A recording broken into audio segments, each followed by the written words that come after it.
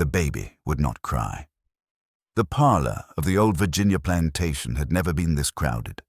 Heavy velvet curtains were drawn tight against the rain-streaked windows, trapping pipe smoke, perfume, and the cloying scent of boiled linen in the air. Portraits of stern ancestors watched from the walls as if they were witnesses summoned to a trial.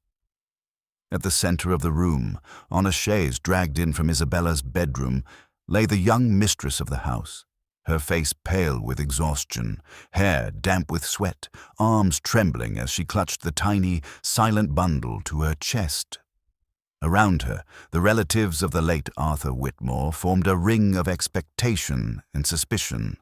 Widowed sisters in black silk, cousins from Richmond with polished boots, a lawyer clutching a leather folio. All of them had traveled miles to greet the heir of Whitmore Plantation and to see with their own eyes whether the rumors were true. If the child bore even a hint of darkness, the scandal would be immediate. The will would crumble. The property would be seized, and Isabella would be ruined in ways that went beyond law or scripture.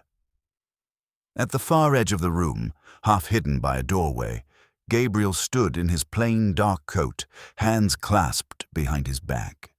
To most, he was nothing but a servant, silent, efficient, invisible. Yet he stood as still as carved stone, every breath measured, his gaze fixed on the fragile life in Isabella's arms. No one here knew that his blood ran in those tiny veins. No one could imagine that the fate of the house rested on a single, impossible roll of God's genetic dice. The midwife cleared her throat. "Mistress, they're waiting." Isabella swallowed, tasting iron and fear. With shaking fingers, she peeled back the small white blanket. Gasps rippled through the room. The child's skin shone pale as cream. A soft fuzz of unmistakably golden hair crowned his head.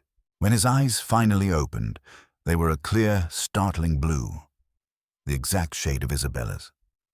Silence crashed over them all. In that suspended moment, a question heavier than any verdict hung between heaven and earth. Had they truly survived this lie, or merely stepped into a deeper, more dangerous one that would someday devour them? 3 months earlier, long before the parlor filled with whispers and widened eyes, Whitmore Plantation was already rotting from the inside. The land itself seemed to know it. Morning after morning, a thick veil of fog clung to the tobacco fields like a shroud, curling around the sagging barns and crooked fence posts. The soil, once rich with promise, now yielded patchy rows of sickly leaves eaten by worms. The slaves who tended the fields wore the same haunted look as the land, weary, drained, bracing for the next blow. And at the heart of this slow ruin stood the Whitmore Mansion, a grand structure built with pride a generation earlier, now sinking into neglect.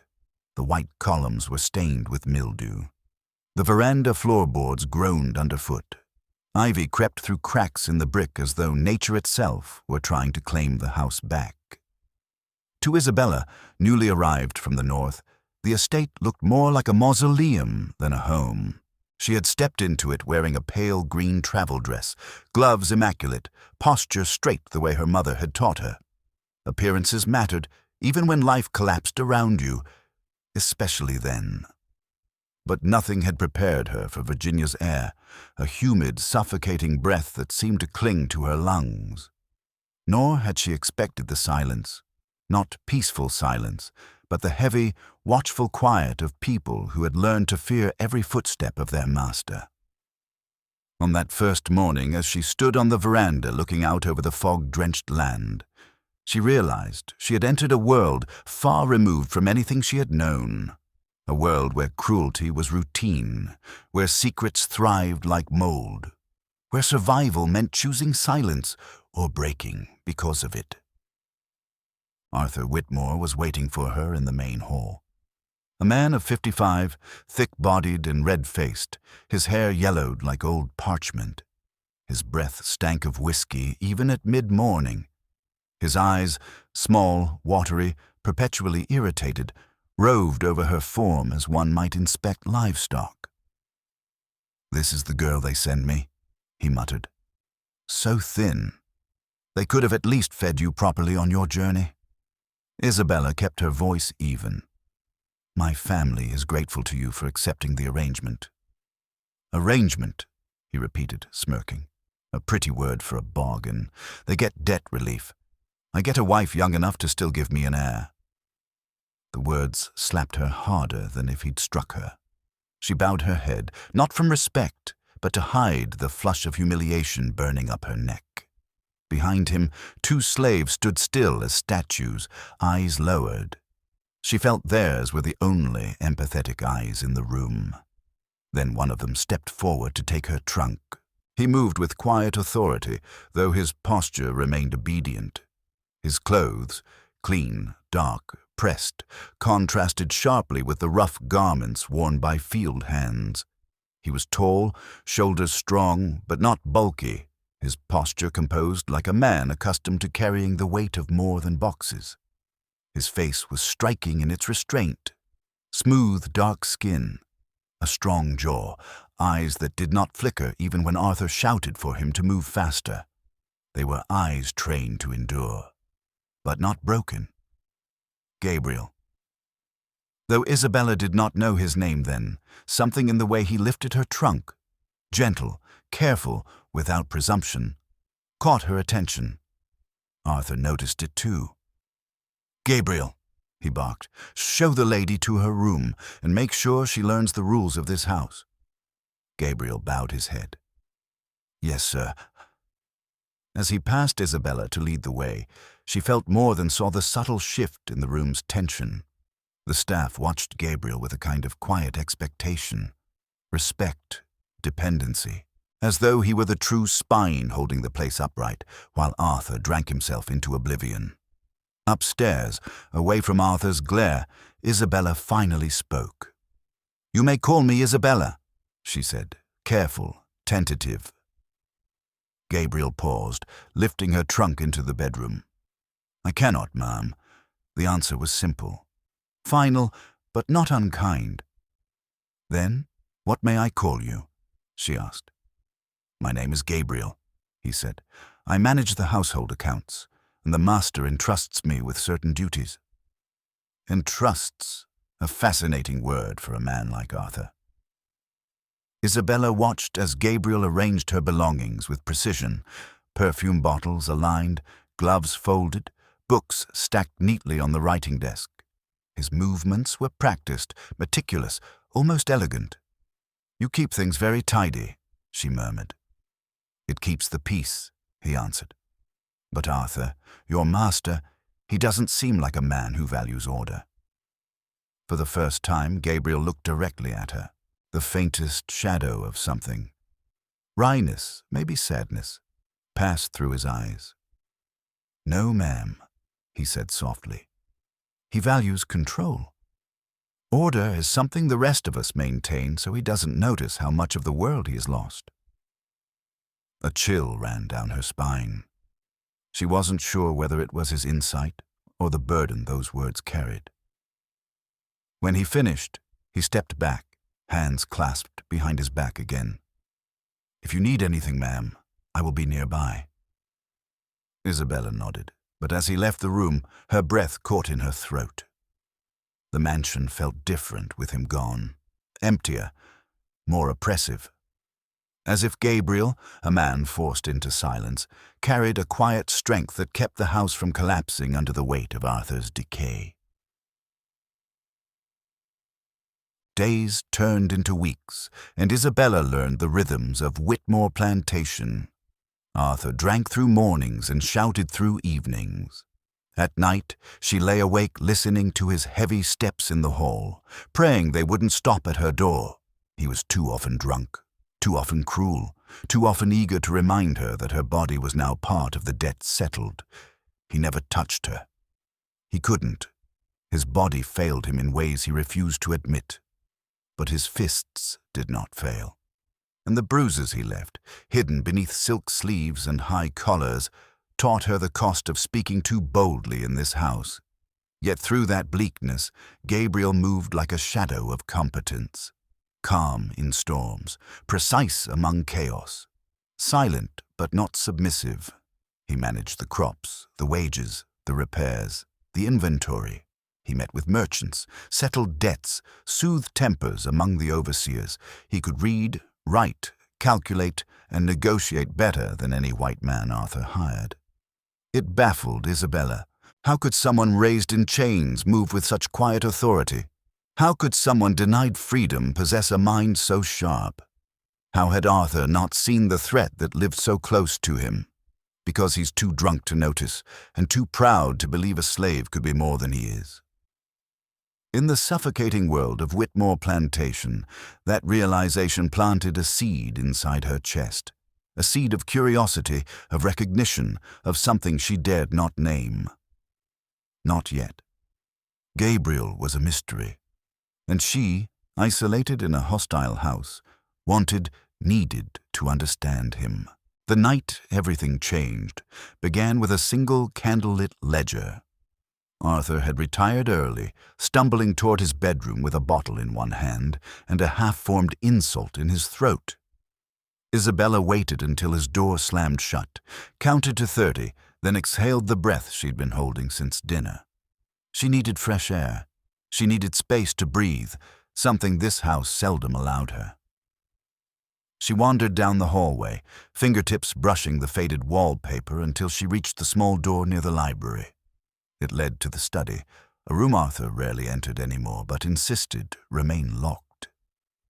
Except tonight, it wasn't. The door stood slightly ajar, just enough for a sliver of warm light to escape into the hall. Isabella frowned. Arthur was drunk, but not drunk enough to leave a door open. Someone else was inside. She pushed gently. The hinges groaned.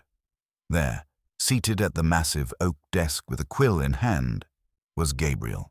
The candle beside him cast a golden glow across his face, highlighting the strong lines of his jaw, the steady focus in his eyes.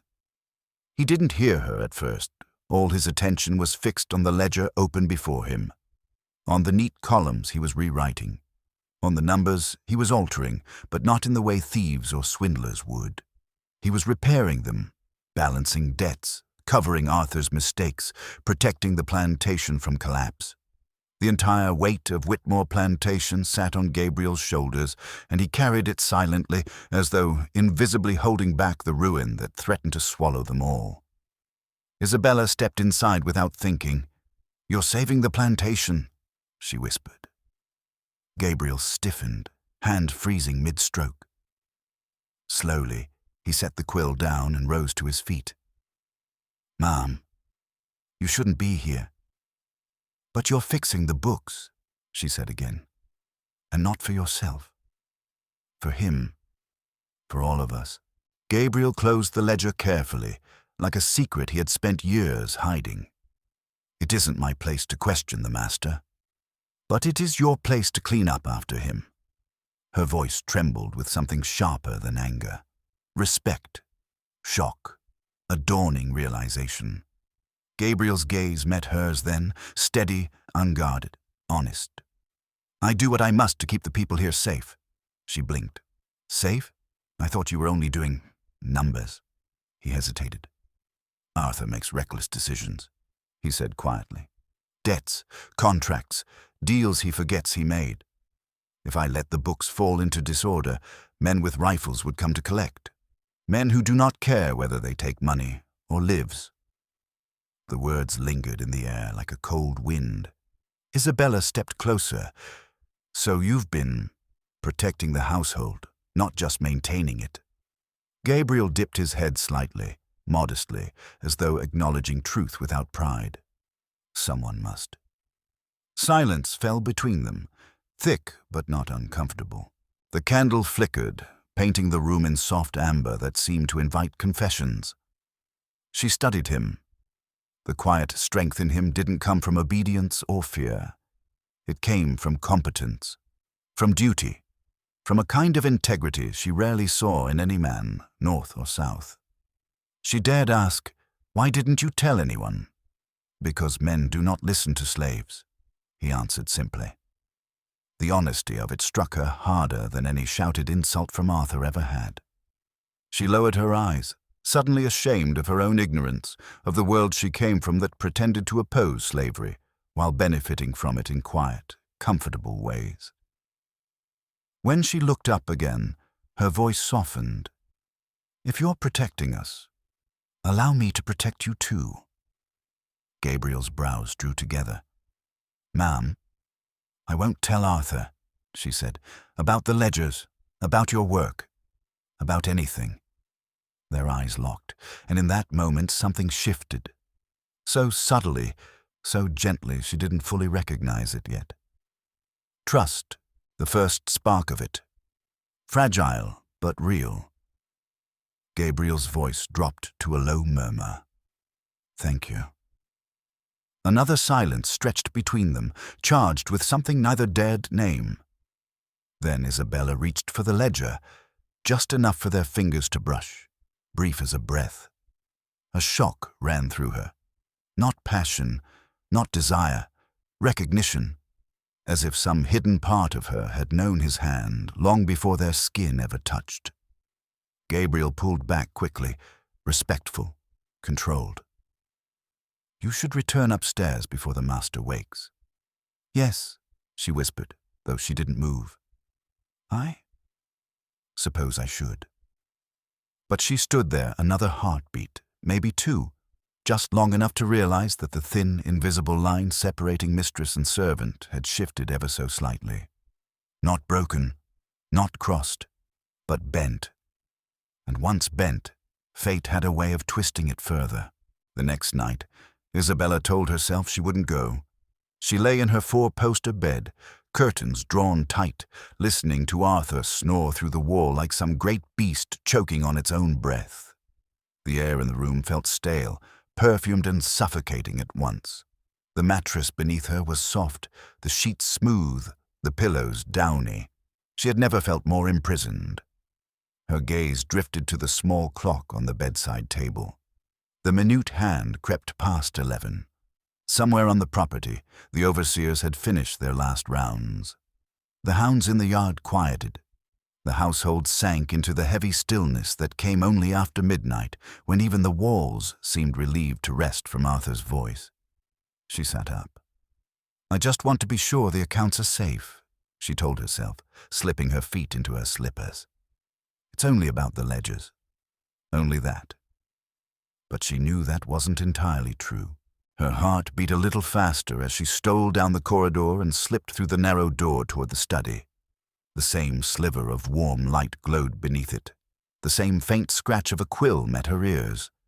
She eased the door open. Gabriel was there, just as before, seated at the desk. His coat hung neatly on a chair. His shirt sleeves were rolled to his forearms, revealing strong, lean muscle and a scattering of old scars like ghostly lines over his skin. He looked up when she entered, surprise flickering through his eyes, followed by something else. Not annoyance, not fear. Something quieter, warmer, as if a part of him had hoped she might return. "Ma'am," he said, starting to rise. "Stay seated," Isabella whispered quickly, closing the door behind her. "Please, no one knows I'm here." He studied her for a moment, then settled back into his chair. "The master is drunk," she said, sharper than she intended. "He will not stir until noon tomorrow unless he runs out of whiskey. In which case he'll send a boy, not you." Gabriel's mouth curved in the faintest hint of a smile. "You have learned his habits fast." "Necessity is a swift teacher," she replied. Silence stretched between them, gentle and strange. Isabella moved closer, the soft rustle of her skirts the only sound besides the candle's faint hiss. She rounded the desk, looking over his shoulder at the ledger. Columns of numbers marched across the page, all in Gabriel's steady hand. Here, a debt reduced. There, a purchase postponed. A small notation beside a delivery that hadn't happened, concealing Arthur's latest blunder from creditors. "How long have you been doing this?" she asked. "Years," he answered. "Since before your arrival." Each season, the master gambles more, drinks more, loses more. Someone has to keep the land from sinking beneath the river of what he owes. "So you keep him afloat," she murmured. "You keep all of us afloat." He didn't answer, but he didn't need to. The truth sat plainly on the page in front of them. Isabella pulled a chair to the other side of the desk and sat. "Show me." Gabriel's brows lifted slightly. "Show you, ma'am." "How you do it," she said. "The accounts, the numbers. If you're holding this place together, I should understand how. If nothing else, I can help. My father, before everything, he taught me basic bookkeeping." Surprise flickered across Gabriel's face, then receded into thoughtful composure. "Very well," he said quietly. "If you wish." For the next hour, the study became their world.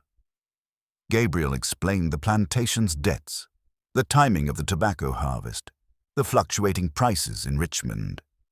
He walked her through expenses, the feed, the tools, the physician's bills Arthur only sometimes paid. His voice was low, patient, never once condescending. When she misread a figure, he corrected her gently. When she caught an error he had overlooked, his eyes warmed with something like respect. "You have a quick mind," he said. "I had to," she replied. "My family, we were drowning in our own debts. That is why I'm here." He paused, quill hovering above the ink. "I know," he said softly. We all heard the whispers. She flinched, then laughed bitterly. "Of course you did. Servants always know more than their masters." "We listen because we have to," he answered. "Information keeps us alive." Isabella traced one neat column of numbers with the tip of her gloved finger. "And what do the whispers say about me?"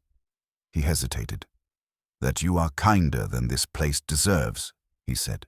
"That you do not shout, that you thank people when they bring you things, that you flinch when you hear the whip." Heat rose to her cheeks that had nothing to do with the candle flame. "That is a low bar for kindness," she murmured. "It is still a bar many never reach," Gabriel replied. She looked up, meeting his gaze. In his eyes she saw no flattery, no calculated charm, only observation, truth. Her lungs loosened. "Tell me something, Gabriel," she said quietly. "If you were free, if you could leave this place tomorrow, what would you do?" He leaned back, the chair creaking softly. For a moment his face turned away, toward the dark window where the fields slept under a shroud of fog. "I would have land of my own," he said slowly. "Not large, just enough to plant what I wish. To build a house with my own hands and know that no one can sell it from under me." "And then?" she asked. "I would learn more," he said. "Books, languages, the world beyond these trees. I would choose whom I work for, whom I break bread with, whom I trust." The last word lingered between them. "And you?" he added. "If you could return north, would you?" Isabella thought of her father, bowed over his ledgers with shaking hands, of her mother's tight smile as she watched her only daughter drive away in a hired carriage, knowing the price that had been paid and who paid it. "I don't know," she whispered. "Home isn't home anymore. It's another place drowning in debt and silence. And here," she trailed off, eyes drifting over the study. "This room, at least, felt alive." The scent of ink and paper grounded her. The quiet sound of Gabriel's breathing soothed her more than the finest music she'd heard at northern gatherings. "Here," she said slowly, "is the only place I feel I can do something. Even if it is just saving this house from Arthur's ruin so people aren't turned out onto the road." She did not say so, you aren't sold. She didn't need to. Gabriel looked at her for a long moment, and in that look, a new understanding formed. They were not merely mistress and servant, not merely northerner and slave. They were co-conspirators against chaos, allies in a house built on lies. Their midnight meetings became a pattern. Some nights they pored over ledgers, adjusting figures to keep neighbors and creditors at bay. Other nights, when the numbers matched the reality as much as they could, Isabella would bring a book. She smuggled volumes from her trunk, yellowing collections of poetry, essays on liberty smuggled past her father's careful eyes, stories of distant lands. At first, she read aloud while Gabriel listened, head slightly bowed, his expression attentive but hard to read. Then one night, she noticed his gaze tracking the words on the page. "You can read," she said softly. He paused, then nodded once. "My mother was houseborn," he said. "Her mother, too.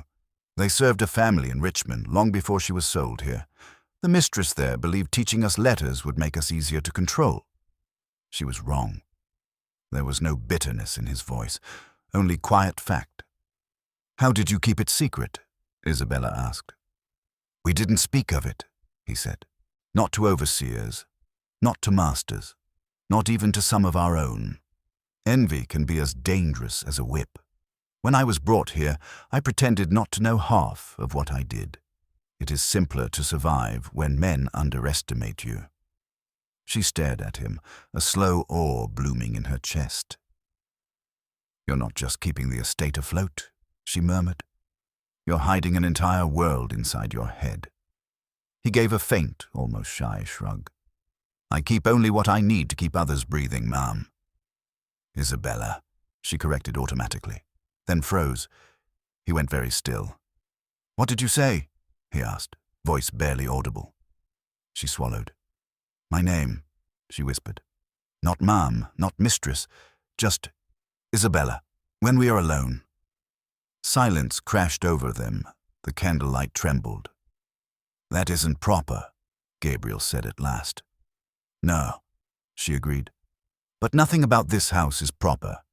Not Arthur's drinking, not his cruelty, not the fact that you run this estate while he takes the credit, not the fact that I trust you more than I have trusted any man in years." Her confession hung between them, fragile and trembling. Gabriel's eyes softened, but his jaw tightened. "Names mean something," he said. "In this world, they are lines in the dirt. Crossing them can be dangerous, for both of us." She knew he was right. Every fiber of her upbringing screamed that he was right. But the loneliness inside her, that gnawing, endless ache she'd carried since her father led her to the carriage, rose up, defiant. "Then let danger come later," she said softly. "For now, when we are in this room, when the door is closed and the candle is lit and the rest of the house sleeps, I want to feel like a person, not a piece of furniture in Arthur's collection." He exhaled slowly, as if releasing a weight he'd been carrying for years. "Very well," he murmured. "Isabella." Her name in his mouth sounded different, warmer, truer, as if this was how it was meant to be spoken all along. Her heartbeat thudded in her ears. "And you," she said, "may I call you Gabriel?" He almost smiled.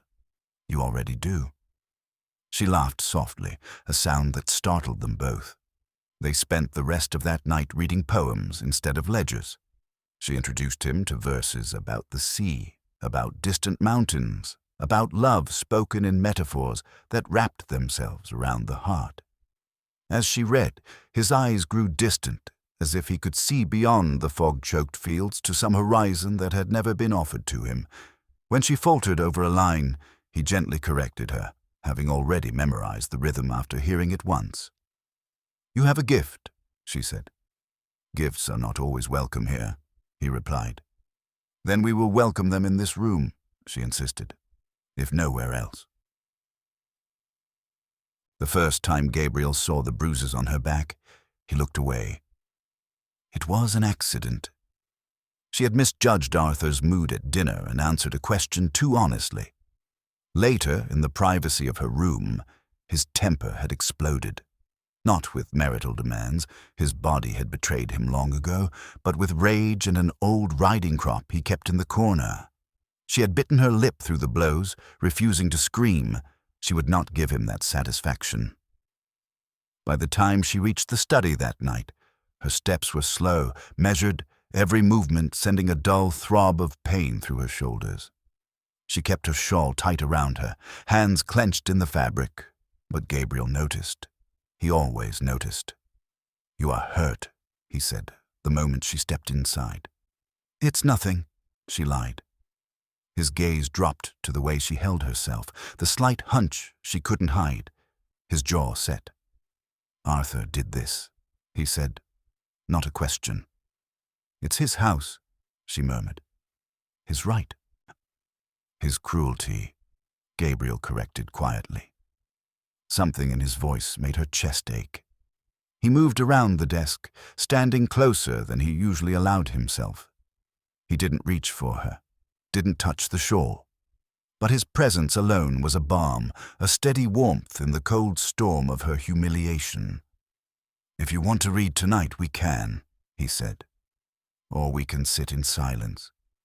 Whatever lessens the hurt." She almost wept at the kindness of those simple words. "He said," she whispered, "that a wife who fails to give her husband an heir must accept reminders of her duty." She hadn't meant to say it aloud. The shame of Arthur's accusation, of the fact that it was physically impossible for him to fulfill that duty, had wrapped itself around her like a chain. Gabriel's eyes darkened. "You have done nothing wrong," he said firmly. "His anger is not your sin to carry." The words broke something inside her. Tears she'd held back for weeks finally escaped, sliding hot and relentless down her cheeks. "I hate this place," she choked. "I hate what it turns people into. I hate that I stand on this veranda in silk while others sweat and bleed in the fields. I hate that my body is a bargaining chip and your life is a ledger entry. I hate that the law says I'm above you when I feel so far beneath what you are." Her confession spilled out, raw and unedited. She covered her face with her hands, mortified. A moment passed. Then gently, she felt a rough, calloused palm close over her wrist, not pulling her hands away, just anchoring them. "Isabella," Gabriel said softly. "Look at me." She did. His eyes were full of something she had not seen on any face in months. Not pity, not lust, not possession, compassion, respect, a fierce, aching tenderness that seemed to burn him from the inside. "You are not beneath anyone," he said. "You are trapped, as I am trapped, in different cages, perhaps, but cages all the same. None of this is your design. None of this is your desire." Her breath shook. "But I still benefit from it. I still sleep in a bed while I choose, in whatever small ways I can, to stand between the lash and those who cannot bear it," he interrupted, voice low. "Just as you choose, in the ways you can, to ease suffering where you see it. The guilt of this system is large enough without you adding burdens that are not yours alone." She had never heard anyone speak of it that way. "You stepped between Arthur and the scullery boy last week," he added quietly. "You placed your body between his hand and the child's cheek. You didn't hesitate. You may wear silk, Isabella, but your soul does not." The memory flashed back. A scene she had almost forgotten in the flood of daily fear.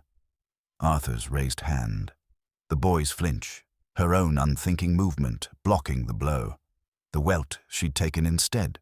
"How did you know?" she whispered. "You weren't in the room." He gave a faint, wry smile. "Walls in this house are thin," he said, "and the people in it talk." She laughed wetly, wiping her cheeks. The sound was small, but it made the room feel less oppressive. "Sit," he said gently, gesturing to the chair. "Let me heat water. You should not sleep with bruises untreated." She sat, too weary to protest. He moved with efficient grace, lighting a second candle, finding a basin, filling it from the jug in the corner.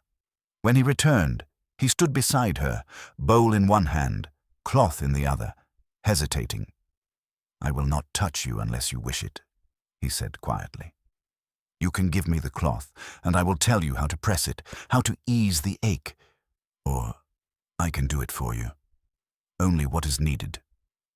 Nothing more. The fact that he framed it as a choice shook her more than any touch could have.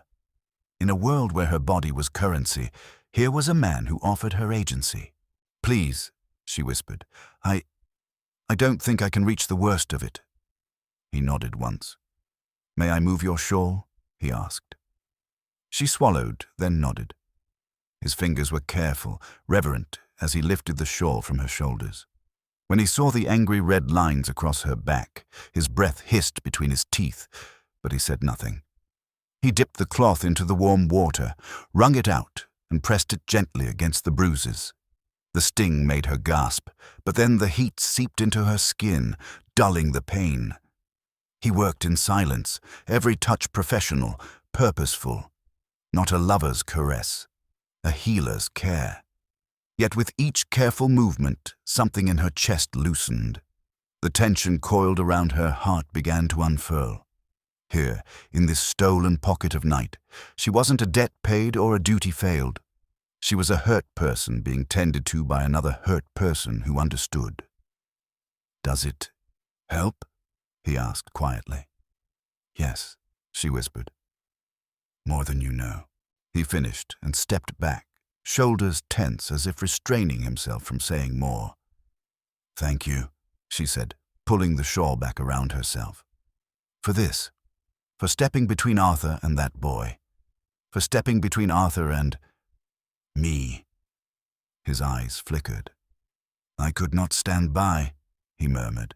"There are lines I cannot bear to watch him cross." "You risk everything," she said. "Every time you oppose him, every time you speak when silence is safer." "So do you," he replied. Their eyes locked. The air between them thickened, charged with something that made the candle flame waver. "Gabriel," she whispered, "if you had not been born into this house, if we had met somewhere else as equals, do you think we might have—" She stopped herself, horror flooding her cheeks with heat. What was she saying? But the words were already there, hanging between them. He closed his eyes briefly, as if bracing against a blow. When he opened them again, they were blazing with a sorrowful gentleness that made her heart ache. "Yes," he said quietly, "I think we might have." The honesty of it stole her breath. He stepped closer, slowly, giving her every chance to pull away. His hand rose, hovering near her cheek but not touching. "This world," he said, voice rough, "it twists everything. It turns love into sin and cruelty into law. It makes it hard to know where choice ends and chains begin." Her throat tightened. Tears blurred her vision. "I don't want to be part of that twisting," he continued. "I don't want to hurt you or use you or take anything from you that you do not freely give. That is why I have kept my distance, why I have watched my words, why I have tried to bury what my heart—" He stopped himself, jaw clenched. Isabella's voice shook. "What your heart what, Gabriel?" He swallowed hard. "What it has come to feel," he said simply. The room swayed around her, not from fear, from the unbearable relief of hearing aloud what she had been fighting to shove into the darkest corners of her mind. She lifted a trembling hand. "Then let me say this plainly," she whispered. "I do not feel owned by you. I do not feel commanded by you. I feel seen, for the first time in a very, very long time." Her fingers brushed his. Just a touch. He inhaled sharply. "I know the power in this house lies with my name. Not yours," she continued. "I know the law would call you property and me wife. I know that makes everything complicated, wrong in ways scripture and society are eager to shout. But when I look at you, I do not see a slave, and when you look at me, I do not feel like a mistress. We are two souls trapped in the same storm, clinging to the same scrap of wood." His hand closed around hers at last, firm and warm. For a moment, everything else fell away. The fog outside, the cracked foundation, the looming specter of Arthur Whitmore's temper. the entire oppressive edifice of the South. It was just them. He raised her hand slowly, giving her time to pull away. She didn't. He pressed his lips to her knuckles in a gesture that was more vow than kiss, an old-world courtesy warped by the reality they lived in, yet still, somehow, pure. "Isabella," he murmured against her skin, "if we take one step further, our lives will never be the same." "I know," she breathed, "but staying here, pretending I feel nothing, is killing me faster than any scandal." His forehead came to rest gently against hers. She closed her eyes. They stood in that fragile closeness, hearts pounding, breathing the same air, suspended on the edge of something they both knew they could never fully claim in the eyes of the world, but in the quiet court of their own hearts, the verdict was already written. When his lips finally met hers, it was not the kiss of conquest or forbidden thrill. It was a desperate, trembling confession, an answer to a question both had been too afraid to ask. There were no fireworks, no soaring music, only the steady drum of their hearts and the soft whisper of shared breath. The world didn't stop. The house did not crumble, but something inside them both shifted irrevocably. They did not speak again for a long time. Words would have cheapened what passed between them in those next moments. Moments that blurred the lines between comfort and longing, between tending wounds and seeking shelter. Whatever followed belonged to them alone. Not to Arthur, not to the law, not to history. To them. And yet, as night gave way to the faint gray of early dawn, Isabella knew one thing with terrifying clarity.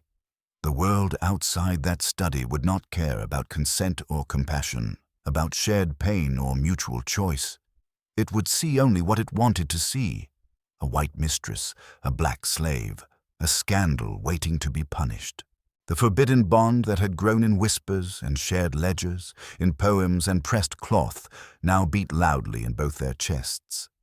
And the first crack of doom, though they could not yet hear it, had already begun to echo through the fog-blanketed fields of Virginia. The weeks that followed were a study in controlled terror. By day, Isabella moved through the mansion like a ghost wrapped in silk. She spoke politely to Arthur's relatives when they visited, signed household orders, pretended to be the dutiful Southern mistress she was expected to be. She avoided Arthur's gaze whenever possible, knowing that even the slightest tremor in her voice might draw his wrath. By night, she and Gabriel moved through a different world entirely, a world of whispered plans, hidden ledgers, and quiet tenderness that now hung between them like an unspoken vow. They never touched beyond what necessity allowed. They never spoke of the moment in the study when their restraint shattered. Yet everything had changed, and the world, as if sensing the forbidden warmth growing beneath its floorboards, began to close in on them.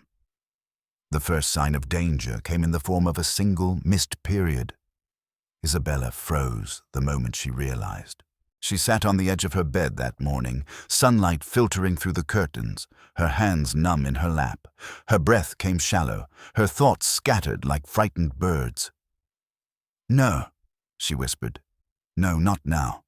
Please God, not now."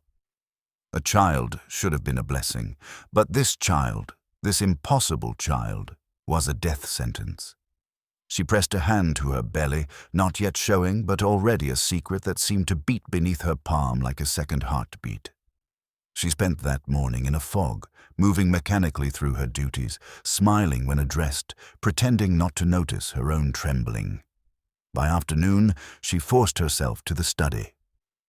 Gabriel was waiting inside, seated at the desk with the usual composed posture. But when he saw her face, he stood instantly. "Isabella," he said quietly. "What's wrong?" She closed the door, closed her eyes, closed her courage around the truth. "I'm with child." The words seemed to suck all the air from the room. Gabriel went very still. His jaw tightened, then loosened. His breath trembled, though his voice did not. "Are you certain?" "Yes." Her voice cracked. I know my own body." He exhaled slowly, hand gripping the back of the chair. For a moment, neither spoke. Then he stepped closer, not touching, but close enough that she could feel the steadiness radiating off him like heat. "Isabella, listen to me," he said softly. "We will find a way. There are places we can go. The underground?" "No," she whispered fiercely. "If we run, they will hunt you to the ends of the earth, and Arthur will not stop until he drags me back in chains." Gabriel's eyes darkened, not with fear, but with fury. "He will not touch you again," he said. "I swear it." A vow from a man with no legal power, yet she trusted it more than anything Arthur had ever spoken. But vows could not change biology. "He knows," she said suddenly. Gabriel froze. "What?" "Arthur knows he cannot father a child." Her hands shook. "He has known for years. The doctor told him. He thought I didn't hear, but I did. He knows any pregnancy cannot be his." Gabriel's expression changed. Slowly, dangerously. "And what has he said to you?" "Nothing direct," she whispered. "But he watches me. He watches you. Yesterday he asked if I felt different. He said it with a smile I've never seen on him before. A smile that frightened me." Gabriel stepped back, running a hand over his face. "Then we must be careful, more careful than we've ever been." But caution could not hold back Arthur's suspicion. The next sign came only days later. Isabella entered the parlor to find Arthur hosting a visitor, a thin, wolfish man with a scar down one cheek and a ledger tucked under his arm. Samuel Pike, a slave trader known for buying men at half their worth and selling them for triple. Isabella's stomach dropped. Arthur's grin was worse. "Ah, my dear wife," he said, rising unsteadily. "Come meet Mr. Pike. He is here to assess certain assets." Pike's eyes slid over her, then toward the door where Gabriel had just passed with a tray. Her blood turned to ice. "Assess?" she whispered. Arthur waved a hand. "Merely business, my dear. A healthy plantation needs liquidity. Sometimes that means making choices." The way he said choices made her skin crawl. When Pike left, she confronted Arthur, her composure hanging by a thread. "You cannot mean to sell Gabriel. He runs this house. You rely on him more than anyone." Arthur smirked. "Dependence is dangerous, Isabella. A man too useful is a man too easy to lose control of." Fear clawed at her throat. "He has done nothing wrong." "Oh, hasn't he?" Arthur leaned in, breath sour with whiskey. "A man with his intelligence, his posture, his airs. He forgets his place."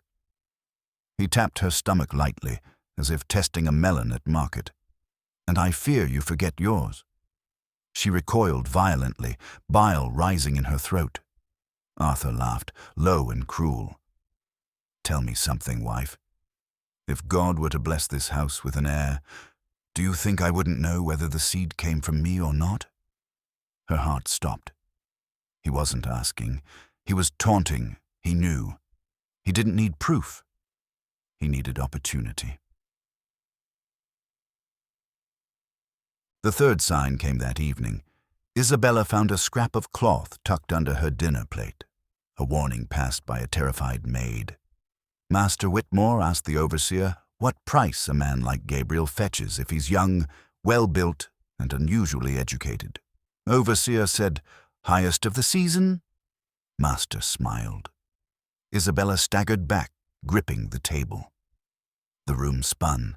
She tried to breathe, but the air felt thick, sticky, impossible. Arthur meant to sell Gabriel, not soon, now, while she still carried the secret beneath her heart. That night she fled toward the study, urgency pounding through her veins. Gabriel opened the door before she could knock. "I heard," he said. His voice held no fear, only grim acceptance. But his eyes, the worry in them told her everything. "We can't wait anymore," she whispered. "He will sell you before the week is out." "We will leave tonight," he said. "I have things prepared. Roots, allies, papers. Money Arthur doesn't know is missing. I never told you because I didn't want you to feel cornered." She stared at him, speechless. "You were ready to run?" He nodded once. "If I had to. If you ever asked." Emotion surged through her, but before she could speak, footsteps thundered somewhere above them. Arthur's voice boomed. "Isabella!" She flinched. "Get out here, woman, now!"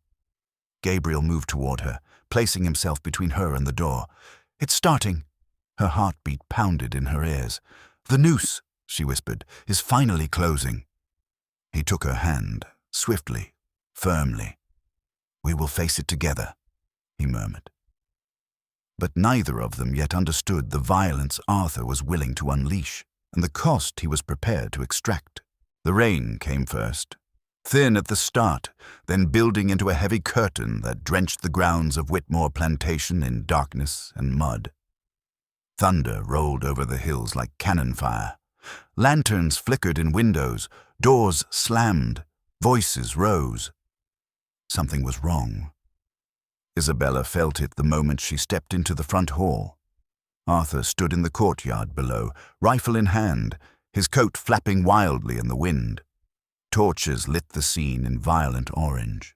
Overseers had gathered, forming a rough semicircle. Slaves huddled at the edges, their faces pale in the torchlight, and at the center of it all, Gabriel. He stood perfectly still, soaked through by rain, hands bound before him, spine straight despite the ropes digging into his wrists. His shirt clung to him, highlighting the strength that Arthur now wanted to destroy. Isabella's voice ripped from her throat. "Arthur!" He turned at the sound of her voice, slow, deliberate, like a predator savoring a meal. "There she is," he said, "the little northern dove who thinks she can outsmart me." She stormed toward him, rain chilling her bones. "What are you doing? Release him this instant!" Arthur laughed. "Release him? Why? So he can betray me again?" "Betray you?" she spat. "He has kept this plantation from collapsing. You would be bankrupt without him." "Bankrupt," Arthur echoed, voice rising. "And what of you, Isabella? Keeping secrets from your husband, sneaking out at night, spending hours with this—" He jabbed the rifle toward Gabriel. "This servant who forgets his place." Gabriel lifted his chin but said nothing. "And now," Arthur continued, "my wife is with child." A cold ripple passed through the gathered crowd. Isabella's blood froze. Arthur's grin widened, sick and triumphant. "A miracle. A blessing." He leaned toward her, his voice a razor. "A miracle I know damned well did not come from me." Gasps. Whispers. The overseer stiffened. Isabella forced herself not to step back. "You are drunk," she said, voice trembling but steady. "You are inventing lies." "Oh?" Arthur raised the rifle. "Then let us test your devotion. If this child is mine, then you will not care if I remove temptation." He aimed the rifle at Gabriel's chest. Isabella screamed, "No!" Gabriel didn't flinch. His eyes locked onto hers, calm despite the storm. Arthur cocked the rifle. "Confess, Isabella. Say the child is his and I'll shoot him clean. Say it's mine and I'll grant him a quicker death. But either way, he dies." The world seemed to tilt. Rain plastered Isabella's hair to her cheeks. Her breath came in broken gasps. If she confessed, Arthur would kill Gabriel. If she lied, Arthur would still kill him. There was no mercy here, only a man desperate to reclaim his crumbling pride. "Isabella," Gabriel said quietly, voice threading through the storm, "look at me." She did. His gaze steadied her, reached across fear, anchored her. "Whatever happens," he murmured, "you protect the child." Her throat closed. Arthur stepped closer, shouting over the thunder, "Speak, woman!" Her mind raced. She saw the mud under Gabriel's feet, the ropes cutting into his wrists, the overseers gripping their rifles, the shadows lengthening.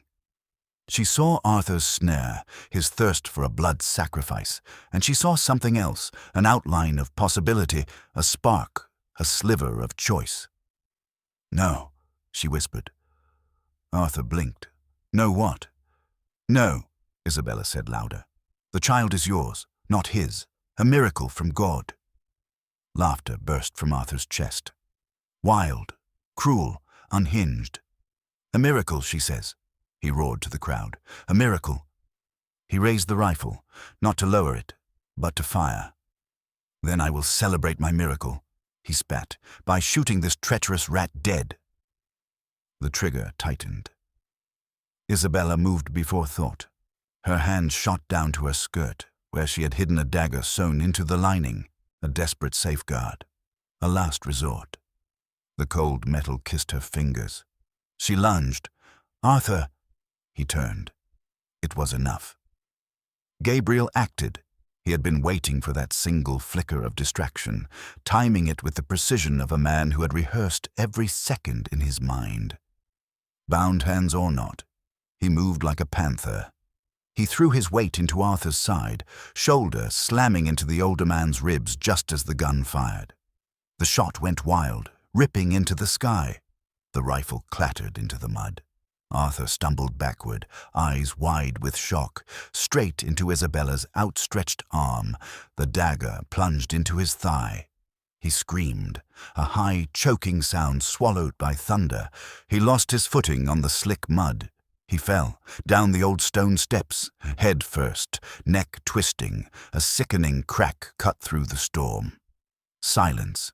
Torches flickered, rain pounded. No one moved. Arthur Whitmore lay at the bottom of the stairs, his body twisted unnaturally, his lifeless eyes staring up at the sky as if demanding God himself justify what had just happened. The overseers looked at one another, unsure who was to blame. Isabella gasped for breath, dagger still in hand, dress soaked crimson with rain and fear. Gabriel stared at the body, then at her. The ropes around his wrists fell loose. He'd loosened them earlier, anticipating some desperate chance at survival. He stepped forward. "Isabella," he whispered urgently. "Drop the blade. Now." She did. It fell into the mud with a dull thud. Voices rose. Confusion, panic, fear. Gabriel took her hand, gently, then firmly, and pulled her close. "No one saw what happened clearly," he said. "The rain, the darkness. Everyone saw only a struggle. They will believe he fell." Her voice trembled. "Will they truly?" "They will," Gabriel said, "because they must." Thunder boomed again. A lantern blew out. Chaos swelled around them. Gabriel leaned in, his breath warm against her ear despite the cold rain. "From this moment," he said, "we survive. Together." And the storm swallowed them whole. The morning after Arthur Whitmore's death, the storm clouds finally broke. Sunlight spilled over the soaked tobacco fields, catching on the wet leaves and turning them a muted gold. Mist rose slowly from the earth, drifting lazily through the pines. The plantation, bruised but still standing, seemed to exhale for the first time in years. Arthur's relatives arrived by noon, dressed in somber black, voices low and controlled as they offered murmured condolences. The doctor came shortly after, examined the body, and shook his head as if the conclusion were obvious. "A tragic accident," he declared. "The stairs are slick in the rain. His whiskey was strong. His footing was weak." No one challenged it. No one wanted to. A man like Arthur had collected more enemies than friends, and the overseers, who had seen his cruelty firsthand, kept their mouths shut. Even the slaves, who had cause to celebrate, bowed their heads respectfully. Survival depended on the illusion of ignorance. Gabriel stood in the back of the room during the brief memorial, eyes lowered, posture perfect. To anyone who looked, he appeared to be nothing more than a loyal servant grieving quietly for his master. Only Isabella knew the truth behind his stillness. When the lawyer presented the will, the relatives leaned forward, eager, hungry. Arthur Whitmore had enjoyed the power of dangling an inheritance before them for years. But the reading brought only confusion. "To my wife, Isabella Whitmore," the lawyer read, "I leave the house, the land, all assets, and full authority as mistress of Whitmore Plantation until such time as a legitimate heir takes his place as master." Isabella felt her heart seize. Gasps, murmurs. A cousin sputtered, "But Arthur never had a child." "His wife," the lawyer interrupted, "is expecting." All heads snapped toward her. She lowered her gaze, placing a delicate hand over her still flat stomach. Her voice trembled with perfectly performed grief. "Yes," she said softly. "Arthur prayed for an heir, and God has answered." Whispers rippled through the parlor. Some skeptical, some calculating, but none dared challenge a grieving young widow with the law on her side. Gabriel remained still. Only the smallest tightening at his jaw revealed the depth of the moment. The plantation was hers. Her child would be the master. And Gabriel, bound to her by fear, secrecy, and love, now stood at the center of a future neither of them dared to imagine months earlier. Months passed. When Isabella's pains began, the midwife worked through the night. Gabriel waited in the hallway, pacing silently, hands clasped, every muscle in his body coiled in prayer and dread. Just before dawn, the baby cried, strong, loud, healthy. Isabella held her son against her chest, tears spilling freely as she ran trembling fingers through his soft blonde hair. His skin was pale as milk. His eyes, when they opened, were a deep, perfect blue. Gabriel entered quietly, heart in his throat, and stood beside her bed. No one else would ever know, no overseer, no relative, no neighbor. To the world, this child would be Arthur's final triumph, a miracle heir born from a dying line. Only Isabella and Gabriel understood the deeper truth. He leaned down, slowly, reverently, and touched the baby's hand. Just once, lightly, like brushing the wing of a moth. "He will live free," Gabriel whispered. Isabella looked up at him, exhaustion and devotion mingling in her eyes. "He will live better than any of us ever have." Outside, dawn painted the sky in soft pink, washing the fields in light. Workers emerged from the quarters. Overseers tightened their boots. Life resumed, but something had shifted. Under Isabella's guidance and Gabriel's quiet leadership, punishments grew rare. Families were kept together. Education, once forbidden, spread quietly through the quarters at night. Papers disappeared from the estate ledger. Slaves vanished only to reappear free in the north months later. A revolution blooming in silence, hidden beneath fog and tobacco leaves, waiting for the day the world changed. The story is over, but the pain of that era still resonates. How are you feeling right now? Are you listening to this story alone or with someone? Share your feelings and where you are right now.